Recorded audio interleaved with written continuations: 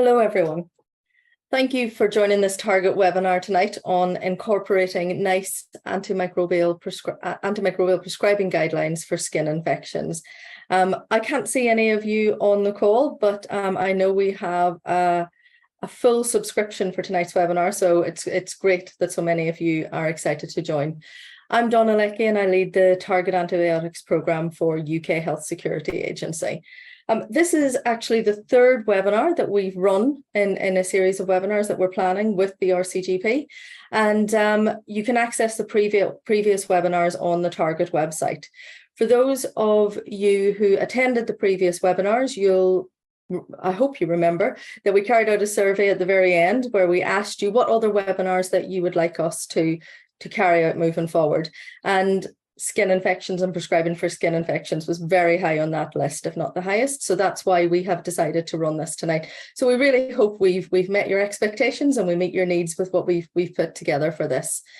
Just to explain the format, it's the same as previous webinars in that I'll introduce you to a panel of people that you will be able to ask questions to at the end.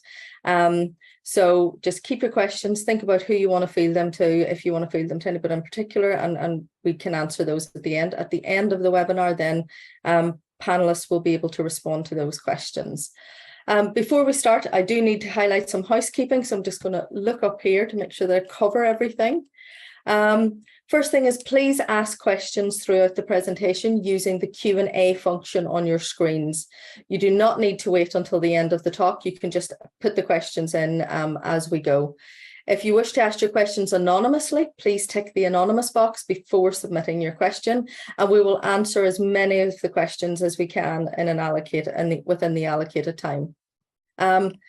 Speakers and panelists will not be responding to the raise hand function this evening, so do please type questions in the Q&A box. We can't actually see the raise hand function, so just please use the Q&A box. And the recording of this webinar, as with the previous webinars, will be uploaded to the Target Toolkit. That might take a few days before it's uploaded, but it will be uploaded in due course. And also to highlight, at the very end, you will be sent a link with a brief survey directly to your email shortly after the webinar. We would really appreciate it if you would fill this out. It really helps us improve our webinars.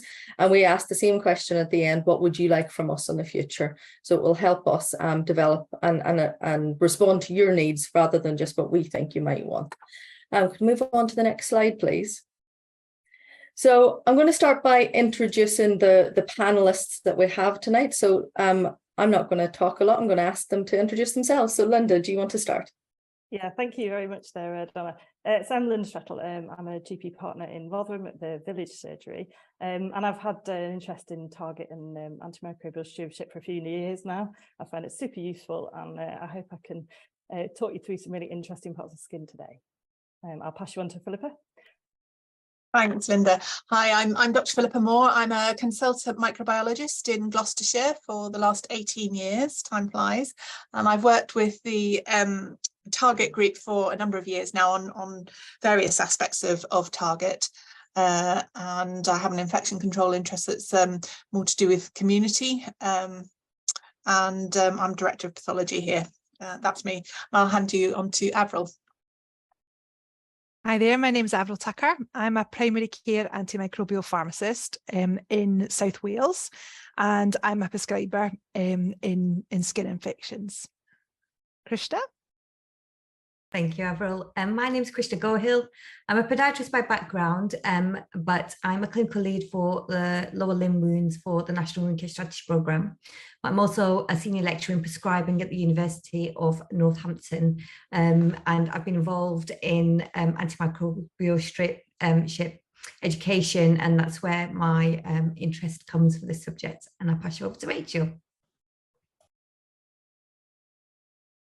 Thank you, Krishna. Hi, everyone. My name is Rachel Lee. I'm the Clinical Implementation Manager at the National Wound Care Strategy Programme for England, and I am a tissue viability nurse by background. And the next slide is, I just want to say, although I'm speaking on behalf of the Target team, these are actually the people who did the work. So I just want to say that Emily Cooper, who's the Target Programme Manager, Kath Hayes, who's the Target Project Manager, and Fiona Percy, who is a Research Support Officer within the team, are all here to field any questions that you may have specifically related to Target. We also have Liam on our team, who unfortunately couldn't make it tonight, but I also just want to mention Liam as well, Liam Clayton. I want to say a special thank you to Fiona tonight, because Fiona has done a huge amount of work putting this slide deck together, putting the webinars together, but she hasn't done it on her own. Next slide, please. I also wanted to say a special thank you to all of the development team, and I want to put that there now because we get to the end and everybody's tired and half the people leave. So I just want to put a shout out to all of these people, especially Tessa, Claire, Harry, and Philippa should have been on this list as well, actually. Special shout out to all of you for really providing a huge amount of input, and the UKHSA team for providing some of the data as well. So just really wanted to thank everybody there. And last person I want to thank is Camilla, who you won't see because she's very shy. She hides in the background, but she is the RCGP project manager for Target as well. So Camilla has set all of this up tonight and did all the admin as well. So thank you, Camilla. So I'm going to stop talking now. Without further ado, I am going to pass you over to Linda, who is going to give the webinar tonight. Thank you, everyone. Thanks, Donna. So great to see you all tonight. And as we've already introduced, this is kind of an area that people have thought is relevant and interesting. And hopefully I can give you some great kind of tips and hints to use in your day-to-day practice in whatever area you work in. So the things we're going to look at this evening are looking particularly at the management of the top three kind of skin conditions and infections that we deal with. So impetigo, cellulitis and leg ulcers, and looking at those for in line with the NICE guidelines, looking at the resistance rates and trends for those areas, and also thinking about antimicrobial stewardship of all the skin infections we're going to deal with. So what's the context of this? Well, we know that actually in the future, antimicrobial resistance is going to be more and more significant every year. We know that there's lots of information there about the threat and consequence of it, but to put it into context, there's a UN report from 2019 that estimates by 2050 antimicrobial resistance will cause around 10 million deaths, which will be more than diabetes and cancer combined, and will cost the world £66 trillion. So this is a lot of people that it's going to affect potentially. And there's been a range of initiatives out there. So we've got the NICE antimicrobial stewardship initiatives. NHS and Public Health England have looked at patient safety alerts. There's prescribing quality measures, certainly locally. We've got a lot of those, and it's actually linked to funding at the moment as well. And there's lots of information out there that can help us, and the Target information is out there to help us on measures and toolkits to help us prescribe in a better way. So why focus on this in primary care? Well, we know that about 1 in 3 people in England take at least 1 course of antibiotics per year. We know that 80% of those antibiotics are prescribed in primary care. And if we look at this, there has been a drop in antibiotic prescribing total since 2017 to 2021, but still the vast majority of these antibiotics are prescribed by us in primary care. And again, why do we need to focus on this in primary care? Well, again, the rates of antibiotic prescribing have gone down, and we would hope that maybe we could continue that trend. Obviously, the COVID pandemic did affect the way we consulted with patients and did affect perhaps transmission of some infections. But if we can continue up that kind of reduced prescribing rates, then hopefully we can really work towards reducing these long-term impacts of antimicrobial resistance. How do we compare with the rest of Europe? Well, if we look at ourselves, we're kind of middle of the table here, right up at the top end for this is number of antibiotic prescribing doses per 1,000 inhabitants per day. Greece prescribes very large amounts. And they have a lot of antimicrobial resistance as a result. But if we compare ourselves perhaps to a similar country which has similar kind of demographic, the Netherlands prescribes almost half the amount of antibiotics that we prescribe. And it's perhaps due to differences in cultural norms and so on, but perhaps that could be achievable. We could reduce our prescribing rates. So why we're picking skin infections today? Well, after urinary tract infections and respiratory tract infections, antibiotics are the next most common cause that we give antibiotics. Skin infections are the next most common reason to prescribe antibiotics in primary care. The majority of these are prescribed for boils or abscesses. Cellulitis is the third most common reason that we prescribe. But we know that there is actually lots of resistance out there that's linked to prescribing and skin problems. About 50% of codes for impetigo are linked to an oral antibiotic prescription as well, and when perhaps there could be other alternatives. And as Donna mentioned at the start, we know that GPs and from previous target courses that people want to know more about prescribing in these situations. Also, we know that there is resistance out there. So flucloxacillin is often the antibiotic we would choose for skin infections, but we might need to think about alternatives, for example, in penicillin allergies. And we often go for a macrolide in that situation, like erythromycin. But when we look at the resistance rates, about 18% of methicillin susceptible staff is actually resistant to macrolide. And when we move on to MRSA, so the methicillin resistant staff, then actually over 50% of those are resistant to a macrolide. So even though we have these options and second line antibiotics, there's a lot of resistance out there already. And there's recent antimicrobial prescribing guidelines, which we'll look at today. So the first area we're going to look at is impetigo. We know this is really contagious. It's a common infection of the skin. Annual incidence, particularly in the under 4s, is about 2.8%, and going down slightly as children get older, but still 1.6% in those 5 to 15-year-olds. Occurs much more in the warmer weather, and the incubation period is around 4 to 10 days. I think typically we often think of the non-bullous type of impetigo, which is the lower picture, that kind of yellow crust, and it's typically a Staphylococcus aureus in that kind of yellow crusty picture.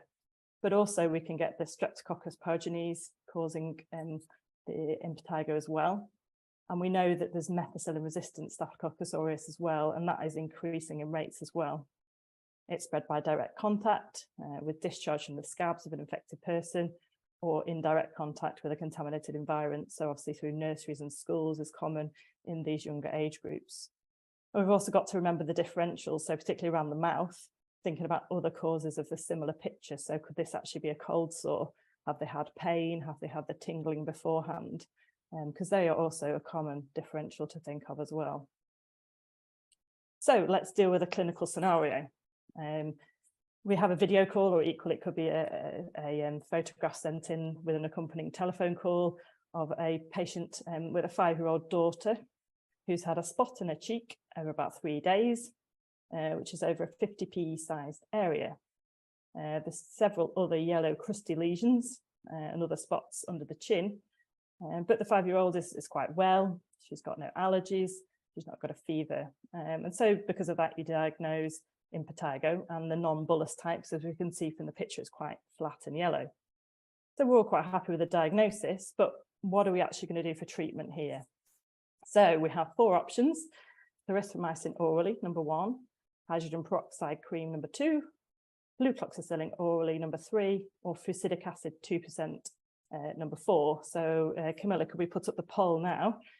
So I'd like you all to have a little vote. I'm going to give you 30 seconds to put your votes in, and then we'll see what thoughts and kind of feelings people have about that. So if you could vote now, please.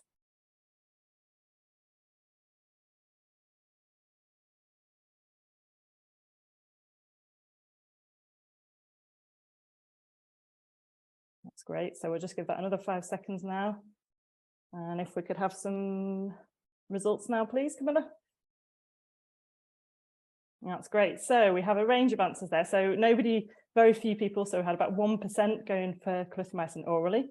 Hydrogen peroxide cream, we were getting around 27%, so around a third of you thought that one. Flucloxacillin, 22%, and fusidic acid, 50%. So actually the vast majority of people were thinking about fusidic acid. If we could just close that down now, please. And so what are the actual options here? Sorry, move that back on again. So actually there's 2 choices we have here. Actually, the hydrogen peroxide cream and fusidic acid are the actual ones that are strongly recommended here. And I will talk through the reasons for that. And the other thing to remember is that if you don't use one of these options now, you can use that at the future lesions if they continue. So where does that guidelines come from? Well, if we look at the NICE guidelines for the treatment of localized non-bullous impetigo, then actually you can consider hydrogen peroxide. So these are the NICE prescribing guidelines from 2020 for impetigo.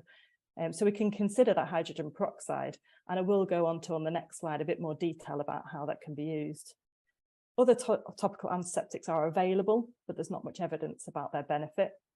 And if hydrogen peroxide is unsuitable, you could offer a short course of topical antibiotics, but the key part here is that if it's a localized infection, you can use a localized treatment. And where's the evidence behind this? Well, actually, there's a study that looked at, the Cochrane review in 2012 looked at topical phthisidic acid, 2%, versus hydrogen peroxide cream, 1%. And that was using them either twice daily or 3 times a day for up to 21 days. And there's actually no significant difference for cure or improvement. There's no significant difference in adverse events or mild side effects. So actually, you get no massive difference between the two for cure. But the benefit of the hydrogen peroxide is it doesn't lead to the antimicrobial resistance. And we know that actually increasingly we're seeing more and more resistance to topical antibiotics. And as you can see there, 23.1% of impetigo is resistant to fusidic acid. Unfortunately, we don't have any real studies on topical antiseptics. So how do we use the hydrogen peroxide? Well, it's actually available over the counter as Cristicide, but it should be considered to be prescribed on the NHS because it is a relatively high price. So we're talking about £11 to £14 for somebody to go and purchase it. Cost to the NHS wise, it's about £8 for a 25-gram tube. So that is slightly more expensive than fusidic acid. So fusidic acid, we're looking at about £2.70 for a 15-gram tube. So it is a bit more expensive, but you get slightly more of it. And again, long term, you're not getting that resistance. There is a bit of a dry film that gets on the skin after the application that can be washed off. You have to avoid the contact with the eyes. So that does mean maybe in toddlers who might be kind of touching their eyes a lot, or perhaps people with learning disabilities, you might need to be a bit more careful if they can't understand instructions about kind of touching the area. And you can't really use it on large or deep wounds. Mustn't apply it to healthy skin, and it can bleach fabric. The question is as to whether it could bleach the skin itself. Well, actually, there's no guidance or evidence in either the BNFs that this is likely, and it's thought to be pretty unusual that it would cause any major bleaching of darker skin. What are the options then for other types of impetigo? So we've got the bullous impetigo. If you remember the picture, that's kind of got the bigger kind of bullae, flaccid lesions. With that, we should definitely be thinking about an oral antibiotic, but a short course there. And that's the same if the patient is systemically unwell or at high risk of complications, say if they're immunosuppressed. And the courses we'd be thinking about here would be flucloxacillin or clarithromycin, and trying to go for that 5-day shorter course. You can increase that to a 7-day course if they potentially have a lot of lesions or it's a more severe situation, but in general, it's keeping that course short to again reduce the resistance rates. And if we are seeing frequent recurrences, think about sending a skin swab and considering a nasal swab to look for staph and consideration of treatment for suppression. Suppression-wise, treatment you'd be thinking about would be Naceptin QDS for 10 days, but remembering that contains peanut oil. So if there is an allergy there, you might think about mupirocin or Bactroban, TDS for 5 days. And what about the widespread non-bullous impetigo? Well, here actually the options we have is either a short course of oral or topical antibiotics, and taking account again there of the prescribing consideration. So in the widespread non-bullous, we can't use the hydrogen peroxide, but we can use either topical or oral antibiotic in that situation. And the options for treatment here, again, the Cochrane 2012 review did look at the differences between topical or oral antibiotics in the widespread cases, and actually there wasn't really any significant difference in effectiveness.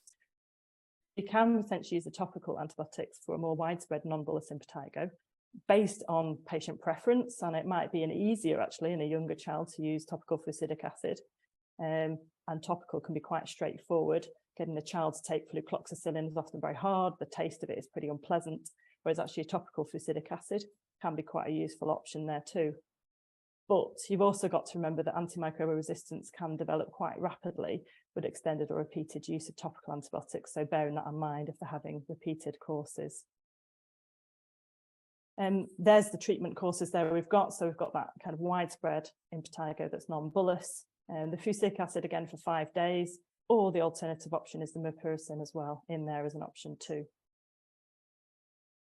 In prescribing in impetigo, so we've seen that since that new guideline came in 2012, there has been a drop in the rates of fusidic acid and mupirocin, hopefully because more people are aware of that hydrogen peroxide use as well, which is good. And I think hopefully that is going to improve even more after today's presentation, and hopefully you'll have a bit more information there for yourself. The other thing to remember is there's lots of good quality prescribing data on your own practice and how things are working where you are. So there's fingertips and also open prescribing, which gives lots of good quality information on what antibiotics are being used locally, and to try and so you can bring up the agenda in your practices and so on. So a general infection control device for impetigo. So it's remembering the hygiene. So it's very infectious, washing the patient themselves, washing the area with soap and water, washing the hands regularly, particularly after touching the areas of impetigo, avoiding scratching the affected areas, avoiding sharing towels, and cleaning those contaminated toys. And the exclusion criteria is that children should be excluded from school or nursery until the lesions are crusted and healed, or until 48 hours after commencing the antibiotic treatment. And food handlers are required by law to inform their employers about that as well. And there is that good quality patient leaflet there on the NHS website for all that self-care advice, which you could include in a text message to the patient. So in summary, things to think about for your practice. So it's that remembering that you've got that option of hydrogen peroxide to reduce the antimicrobial resistance in that localized impetigo case. And that is a good equivalent. It's slightly more expensive, but longer term, hopefully that will reduce resistance rates. If a patient has more widespread impetigo, actually topical is as good as oral for effectiveness. So that can be a really nice option too. Avoid extended or repeated uses of topical antibiotics though, if they keep on getting it because of the resistance risk. When it's bullous or the patient has risk of complications or is systemically unwell, in that situation, we're thinking about an oral antibiotic. But remember that treatment course for most can be 5 days. And also remembering that general infection control advice to prevent it spreading further. So moving on to leg ulcers. Prevalence is estimated to be between 1.5 and 3 per thousand of the population in the UK. There's a mixture of causes. We've got the venous causes, which is the vast majority, the arterial causes, the mixed disease, and the other. Venous leg ulcers can take more than 2 weeks to heal, as we know, and as I'm sure many of you are aware, it can be a lot longer than that as well, and tend to develop on the inside of the leg, just above the ankle. And assessments are often needed about sampling and prescribing. I'm sure colleagues out there have had district nurses and so on taking swabs or having swabs back from hospital appointments related to these. This is very relevant to our day-to-day work. So clinical scenario, we've got a 74-year-old lady seen by the district nurses, and they request an antibiotic. The leg ulcer was seen at a routine dressing appointment, had a green discharge and quite a characteristic odour. No other signs or symptoms, and the past history includes osteoarthritis and hypertension. What would you do? So here are the options again, and we're going to do another poll. So number one option would be commence all antibiotics immediately. Number two option is send swab sample and arrange review with the results. Number three is consider referral for IV antibiotics. And number four is dress the wound and arrange a clinical review. So Camilla, could we have another poll, please? And I'm going to again give you just 30 seconds there to pop your answers into the box there. Thank you.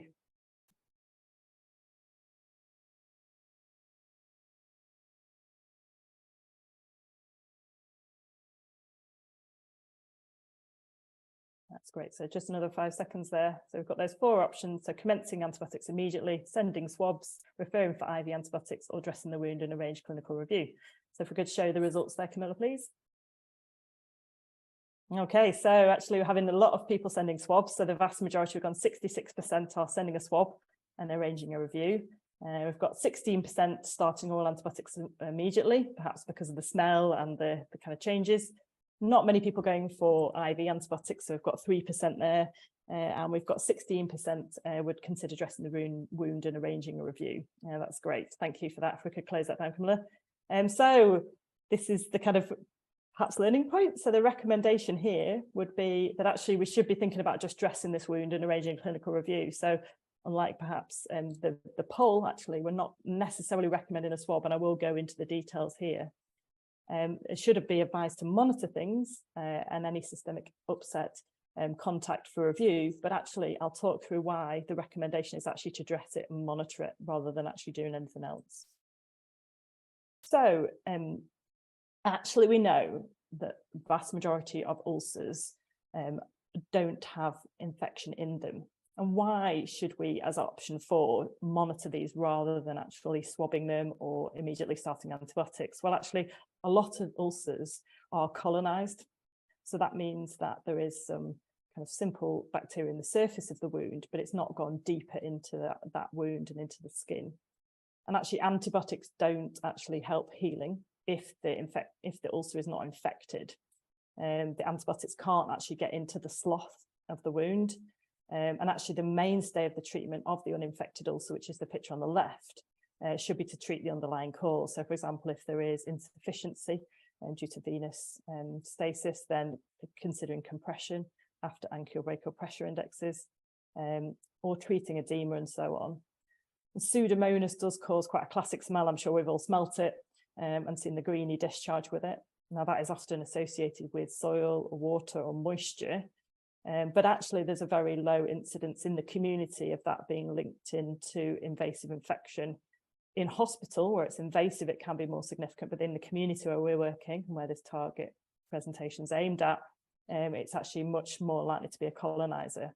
And actually, if you look at the two pictures, so the left picture is the uninfected ulcer, you can see there's not that much surrounding erythema, whereas the infected ulcer, you've got the redness, you've got the spreading redness, you've got the kind of underlying and surrounding skin is becoming quite red and warm to touch. So it's being aware that the infected ulcer does look quite different.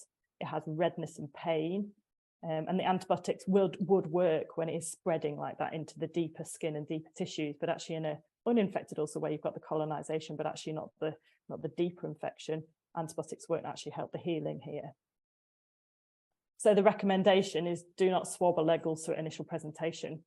The reason for that, as we've said, is that a lot of these wounds will be colonized. A lot of these swabs that we get back from various clinics do come back with some growth, but actually, is that actually infected? Well, probably a lot of the time it's colonized, but not necessarily infected. This doesn't necessarily apply to people who have diabetes and kind of more difficult situations, but in a patient with a venous ulcer, this is the case that we're recommending. Reasons to swab would be if there was a leg ulcer that was worsening or not improving, but that should be after cleaning, because actually if you do it before cleaning, again, you will get the colonizing bacteria rather than actually a deeper infection. And then you could get false positive results if you do it before the cleaning has taken place. And that kind of gives you a more accurate result then. And you need to use the clinical signs, not just the swab results. So it's taking it all into context together, so that you and the team can work out, is this the right time to take a swab? You know, how does this picture all fit together as well?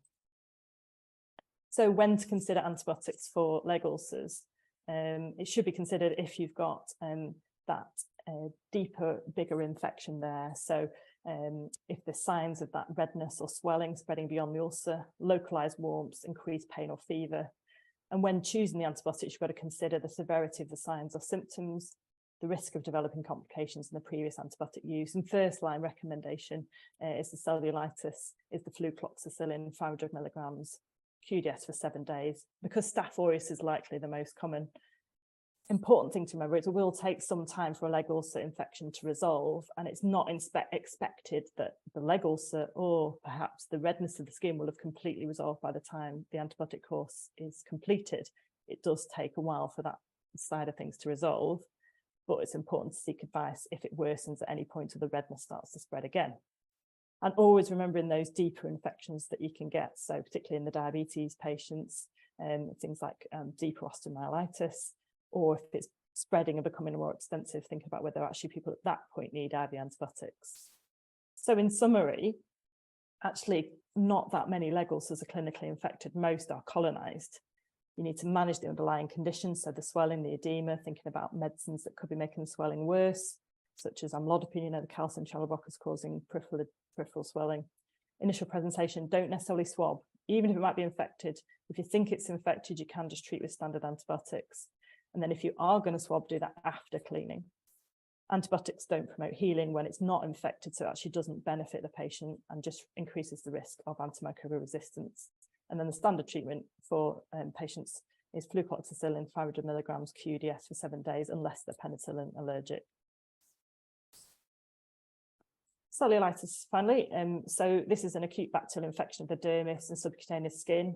In this slide, I'm talking about cellulitis, but actually that does cover syphilis as well, which is a more superficial infection, but we're going to kind of include both together because they're both treated in the same way. Incidence of this is 0.2 to 24.6 people person years in different populations, and it's commonly due to strep pyogenes and Staph aureus. But it needs an entry point for this. So you need some kind of disruption of the skin barrier. It's usually unilateral and more common in the lower limb.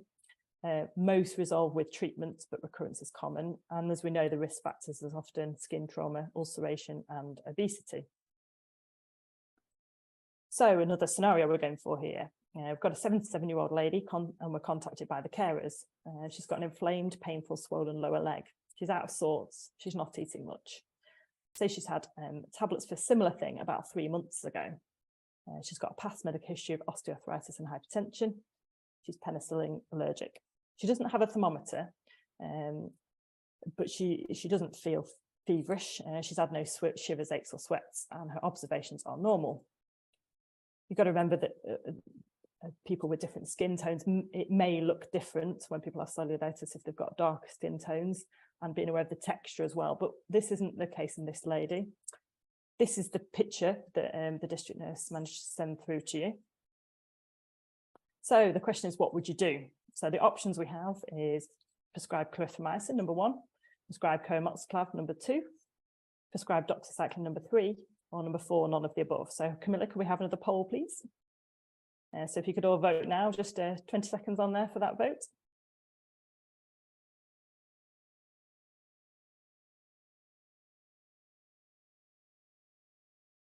That's great. So just another 5 seconds there. So we're going to prescribe clarithromycin, prescribe coamoxiclav, prescribe doxycycline, or none of the above. And if we could show the results there, please.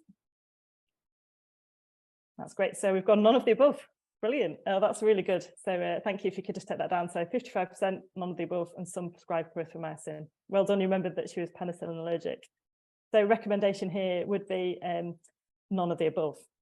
So why is that the case? Well, actually, we've got bilateral changes here, and that is very unlikely to be cellulitis.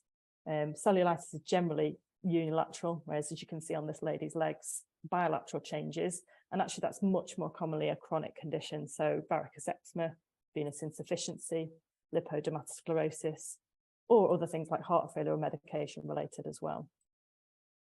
And there's often lots of conditions that can be misidentified as cellulitis, as we know that venous insufficiency, as per the pictures, where you get the lack of valve working in the legs, so you get the swelling and sometimes changes in the skin colour.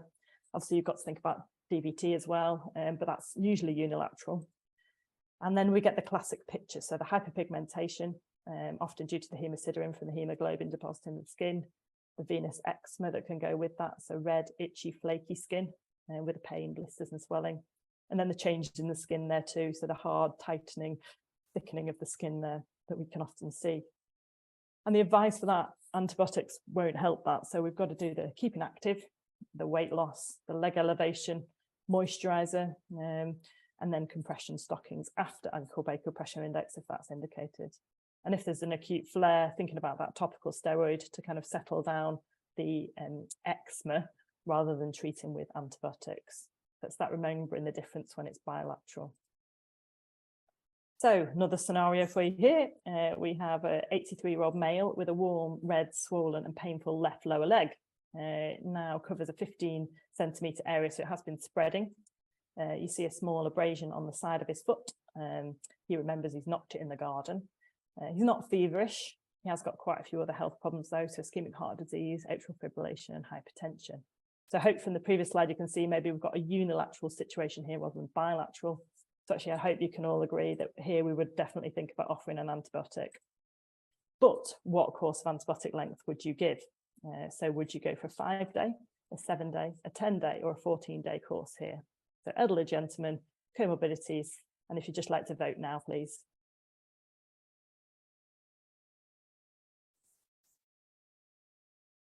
Okay.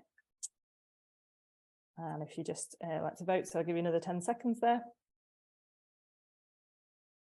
That's great. If we could just reveal the answers there. Lovely. So we've gone for 17% have said a 5-day, 65% have said a 7-day course, 11% have said a 10-day course, and 7% have said a 14-day course. Thank you very much for that, Camilla. So I'd take that one down. And so the recommendation here would be considering somewhere between a 5- and 7-day course. Again, we're trying to get that benefit risk balance right between ensuring the infection has cleared, but also reducing that resistance by reducing the duration of the antibiotic exposure.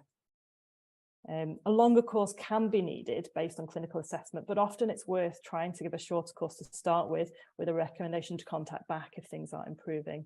And also remembering that even when the infection's been treated, it can take time for the skin to return to normal, and full resolution at 5 to 7 days of the skin changes isn't necessarily expected, but the pain and the redness and the fever should have gone by that point. And there is an RCT to support this, showing that there was no significant difference between a 5- and 10-day course of antibiotics. Remembering with cellulitis, it's usually unilateral, so that earlier case that we had of the lady with the bilateral changes, it's very rare that that is cellulitis. Usually it's quite an acute onset for cellulitis, so painful red hot swollen leg that spreads rapidly with fever and kind of general tiredness. Check for that skin break or organism entry site, so wound, a skin change, fungal skin infection, or another skin problem. And thinking about other reasons and comorbidities why that might happen. So is there edema, venous insufficiency, obesity, diabetes, peripheral vascular disease, or immunosuppression? There's lots of good quality information on the NICE CKS website for that. Always thinking as well with cellulitis about safety netting and thinking about things getting worse. Necrosing fasciitis is always the one that's in the back of people's minds not to miss. I think the main point here is that it's a real intense pain that's out of proportion with what you'd expect for cellulitis. So somebody who comes in really struggling into your room or your consultation place, and that is that destructive, severe, rapid progression of skin loss, often group A strep that's causing it, and you get a rapid progression and they need immediate referral and IV antibiotics. We've got other things to remember as well as part of that, so they can get myositis linked to that. Remembering that it can link into things like sepsis and abscesses and nephritis as well afterwards. I think the key point to take away though is if there's a cellulitis that is unusual and is very painful, that is odd. Management of cellulitis. Most commonly it's due to strep pyogenes or Staph aureus, therefore flucloxacilin's first line. Some people you may want to consider a swab in cellulitis, particularly if the skin's broken or there's a risk of an uncommon pathogen. And that's particularly likely if, so, for example, somebody's immunosuppressed, they've been exposed to kind of water, so they've been near seas, pools and spas. They've been a patient who has intravenous drug use or been around animals, you might want to consider a swab because it might be a slightly more unusual organism, or the infection may have come from outside of the UK. If you can, it'd be really good to get the area marked. And I often encourage patients to go and actually draw around it. So they've got a clear picture of it, or take photos on their phone. So they've got a clear kind of map of what it was like. And then as always, with all of these conditions, actually managing the underlying conditions will help. So thinking about the diabetes, making sure that's well controlled, making sure they're getting the support with their feet. Venous insufficiency, again, like we were saying before. So thinking about compression, improve the kind of surface of the skin with emollients, and edema, making sure that's treated if necessary, or switching medication so that that's not part of the problem. And here, treatment-wise, we would recommend, as I say, flucloxacillin first line, and then we've got the alternatives of clarithromycin, erythromycin, doxycycline, depending on the situation. And if it is near the eyes or nose, remembering to use comoxiclav. And to be honest, in these patients, if it is near the eyes or nose, I often have a quick follow-up as in within 24 hours to make sure there is some kind of improvement, particularly if I'm thinking about periorbital cellulitis, because you just want to make sure that that is improving and they don't need referral for IV antibiotics. There is a variety of seasonal flucloxacillin. There is variety in the amount of flucloxacillin that is prescribed, and we can see that in the summer months we see more cellulitis and more kind of skin infections, and you can see the peaks in the summer months of the green line at the top. We also have the clarithromycin and doxycycline now, which have the peaks in the winter, and you can see there the changes. So the bands there show the peaks that we see in the winter of the doxycycline and clarithromycin prescribing, and when the flucloxacillin dips. And of course, then there is the big increase that we had in strep A in the winter of 2022. We really need to try and save these antibiotics for when they're really needed. So it's just remembering all of these parts and keeping those courses as short as possible. Safety netting advice for cellulitis. Skin will take time to return to normal after finishing antibiotics. Importance of seeking medical help and reassessing if suddenly worsening or significantly changing at any time. If it's not improving within 2 to 3 days, then making sure that they come back to see you. If the person is very unwell, has severe pain or redness or swelling, again, thinking about necrosing fasciitis changes, and thinking about admission if there's any signs or symptoms suggesting a more serious illness, particularly like the orbital cellulitis, or those particularly more complex patients who perhaps have other conditions like diabetes, and they may have more risk of things like osteomyelitis or septic arthritis. And again, that's severe pain with necrosing fasciitis. And finally, always having that background thought about sepsis, the patient who presents generally unwell, checking that temperature, checking that blood pressure at that first review. So in summary, for cellulitis, you're thinking about other causes of skin redness, looking for a site of entry, remembering it usually affects one limb and that bilateral cellulitis is quite rare, managing the underlying conditions. Most of the time, flucloxacillin is going to be a good choice for 5 to 7 days, but can be prolonged if it's necessary.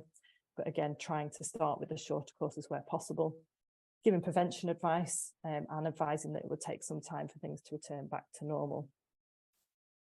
And finally, here's a summary of kind of the recommendations for the courses of antibiotics. So we've got the impetigo, as we talked about. 5-day course for most is appropriate.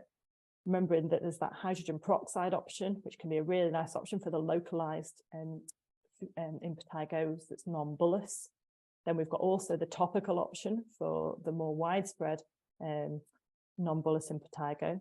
But then remembering we do sometimes need the oral if they've had repeated courses for widespread impetigo, or if it's the bullous or they're unwell or they're at risk of complications. We've got the leg ulcers, and we've got the 7-day course of flucloxacillin as the recommended duration, but also remembering not necessarily to always swab unless there's clear evidence of spreading new infection, and that antibiotics don't necessarily promote the healing when it's not clinically infected. And finally, cellulitis, as we've discussed, is pretty much always unilateral, don't tend to get bilateral. Sometimes you need longer courses, but in most people, 5 to 7 days of antibiotics will be sufficient, but it will take time for the skin to return to normal. But you should see that patient is feeling better, the pain's improving, and the skin continues to improve. So that's everything from the presentation today, and we're going to move over to the panel, and I hope we've got some questions. I hope that was a useful kind of talk through some of the key areas, and it's been a pleasure presenting to you this evening. So I'm going to end this share now, and then hopefully we'll be able to go to panel discussion.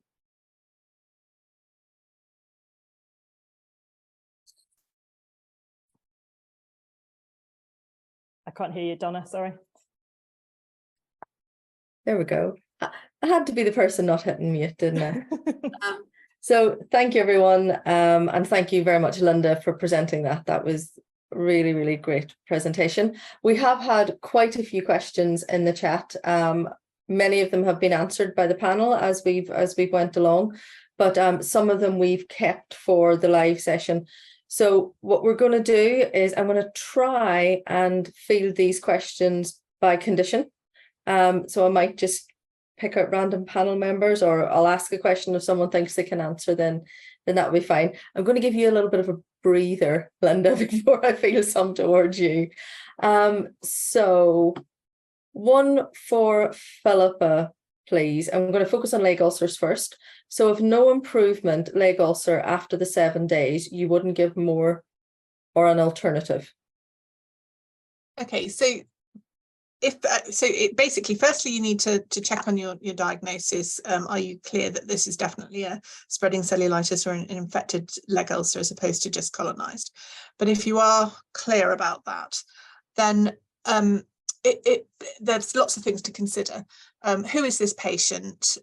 What is their EGFR? What is their BMI? Is the dose right? Because sometimes we do underdose in patients with obesity, for example. And it may be that, so the first thing I would look at is actually, is the dose of the antibiotic correct? And do you need to increase the dose of the antibiotic for that particular patient? Someone who has a cellulitis that spreads up their entire leg from sort of ankle to groin is actually not likely to respond to a 500 milligram dose if it's that much. So that's the first thing to consider. The next thing is, where do they come from as a patient? Have they got a history of MRSA in the past, or have they come from a nursing care residential home that has got that, that there are a number of other patients with MRSA in that home, that you might think, well, actually they're quite at high risk of having MRSA, and you might want to see whether you can actually swab to see if there's MRSA, but this may be a sort of nose going sort of screening swab to see if they've got MRSA. Most patients that we see don't, changing from Fluclox to clarithromycin is not the answer. Most of them either need a longer course, a higher dose, or it's a different organism, so you need something that's going to be susceptible. If it's something like an MRSA, then actually the resistance to clarithromycin is quite high, and doxycycline may be more indicated. If someone is clearly rapidly progressing, then of course you do need to think about, are they going to manage on oral antibiotics, or do they need to be referred for IVs, and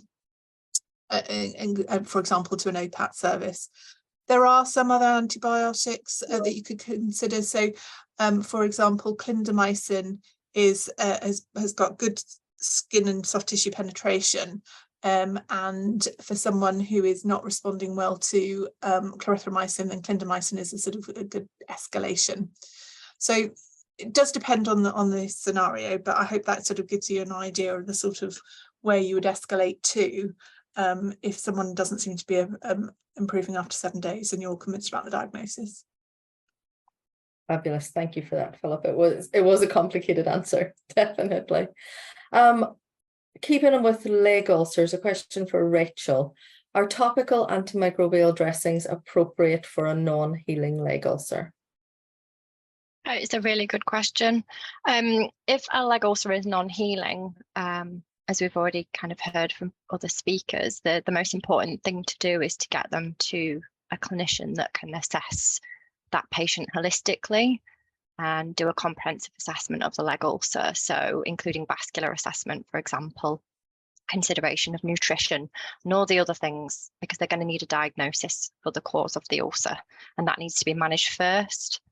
In general, there's a lack of certain evidence regarding topical antimicrobial products.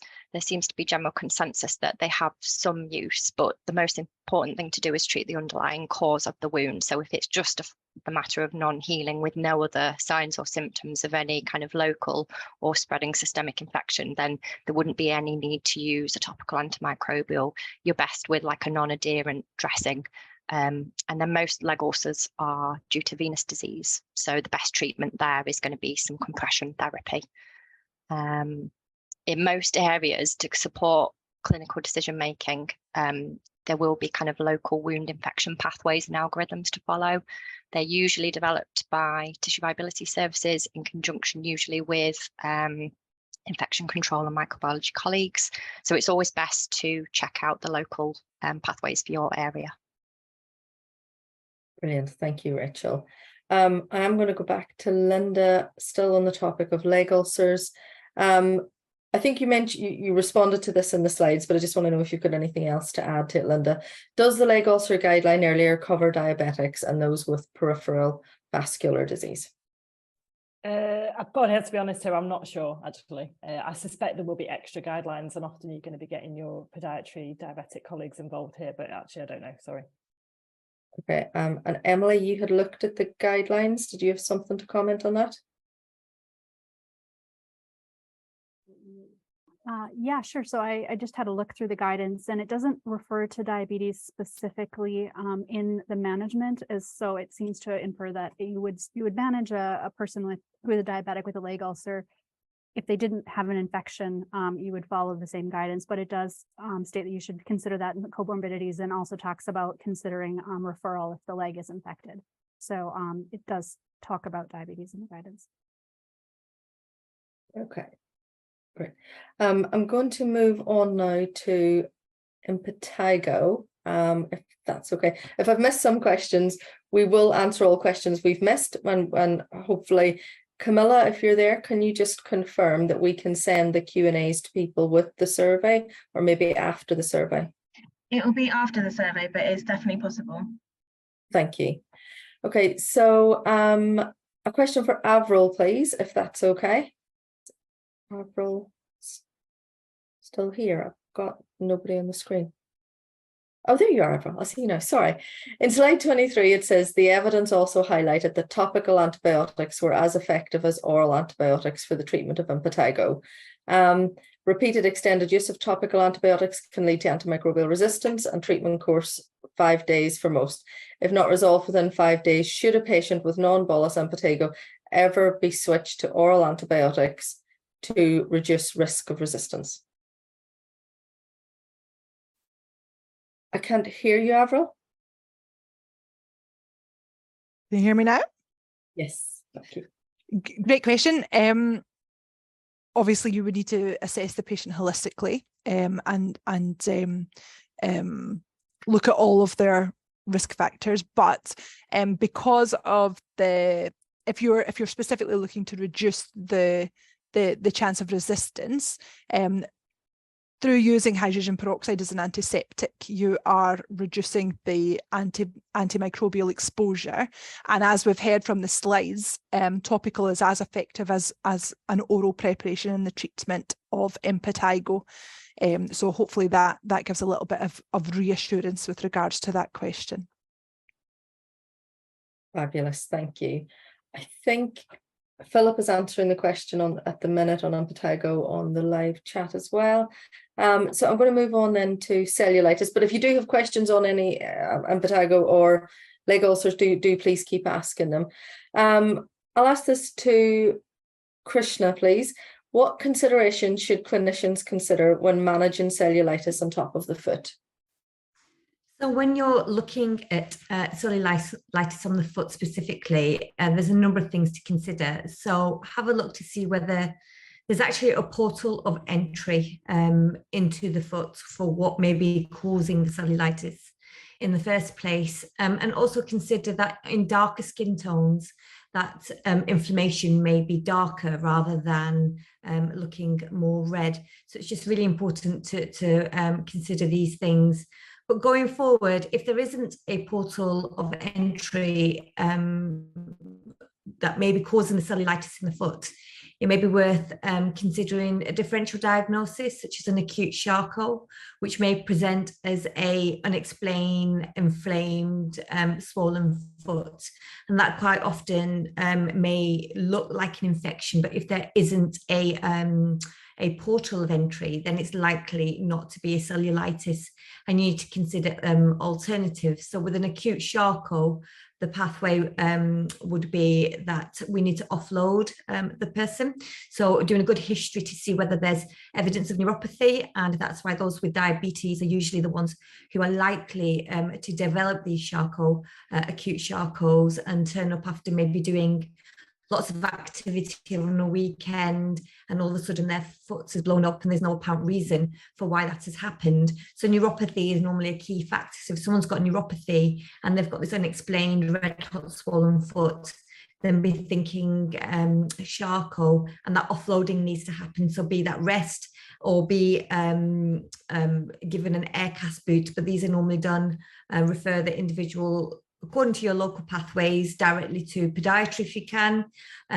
If not, orthopedics will also deal with these acute charcoals, put them into total contact casts. There's information there, but the foot is cold, then to be thinking of ischemia and not necessarily thinking of a cellulitis. So they're the things to consider if you're dealing with what may be a cellulitis to the foot. Brilliant, thank you, Krishna. I'm going to go back to Philippa for this one.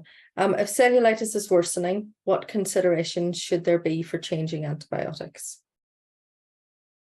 Yeah, I think I probably gave quite an answer to that one in the past. I think it is the dosing, the EGFR, the underlying causes, the choice of antibiotics. So I think I probably actually referred to my previous answer on that one.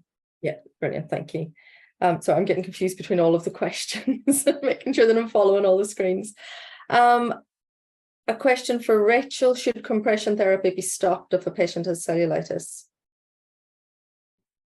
Another question that's really common. There's a lot of misconceptions about compression therapy and cellulitis.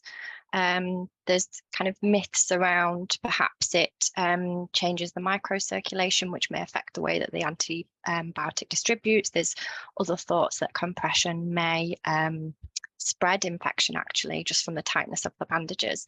But the truth is that the compression therapy is actually a really important part of the treatment, providing that the patient's able to tolerate it while they've got cellulitis and being treated for cellulitis. So you may need to consider some analgesia to support with that. But actually the compression therapy is really needed when a patient has cellulitis or infection, because it supports the venous system and the lymphatic system. So in fact, it's better to continue it. And there's some evidence to show that actually patients being in compression therapy with lymphedema, etc., actually prevents infection and cellulitis recurring. So yes, it can continue. Okay. Emily, there was a question about leaflets for cellulitis. Do you want to take that one? Yeah, I responded in the chat just to say that we are looking at potentially developing some patient information leaflets around skin infections, possibly cellulitis. So watch this space. It's hopefully something we'll be looking at doing in the next year. And if you're interested in getting involved or helping to review leaflets or things, we're always happy to have people who would like to contribute to a review. So you can email us at the Target Toolkit email address. Okay. And I am looking at, there are 2 questions still for Linda. And for some reason, my computer has frozen. Fiona, would you like to ask Linda those questions, because my screen's frozen? Yep, of course. One of the questions was, what considerations should clinicians consider with skin infection in patients with diabetes? Sure, so I got that one. So I suppose it's remembering that they are potentially slightly immunosuppressed because of the underlying diabetes. So you might want to be a bit more cautious if you're not going to prescribe antibiotics, to at least keep a monitor on them. And remembering the kind of multidisciplinary team, so thinking about your podiatry colleagues and your nursing team to make sure that they are having their regular diabetic foot checks.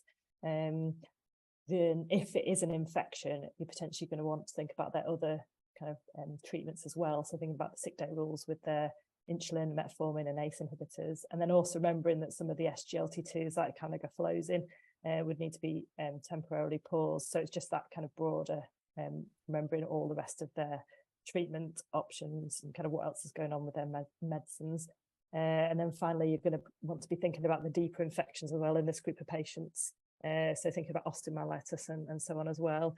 And then longer term education, every time they come to their diabetic foot appointments, reminding them to check their feet, to check their shoes, to go and see a chiropodist rather than putting their toenails themselves and so on, to try and prevent the entry points for cellulitis or skin infections as well. So it's that kind of slightly broader, longer term prevention as well that's really important.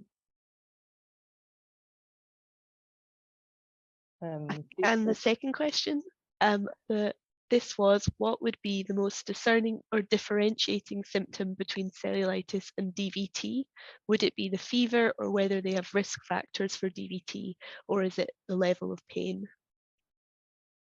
I wouldn't have thought pain level would be that differentiating, to be honest. It's tricky, isn't it? Because potentially you could see why there'd be crossover between the two, but you know, classically DVTs are in the calf at the back, where cellulitis usually will come alongside some kind of skin injury, so tends to be linked to where the skin injury was coming from. So I suppose it's putting those two things together, isn't it? And you know, I do always, as soon as I think about DVT, start to think of the Wells score and get that score up on the screen.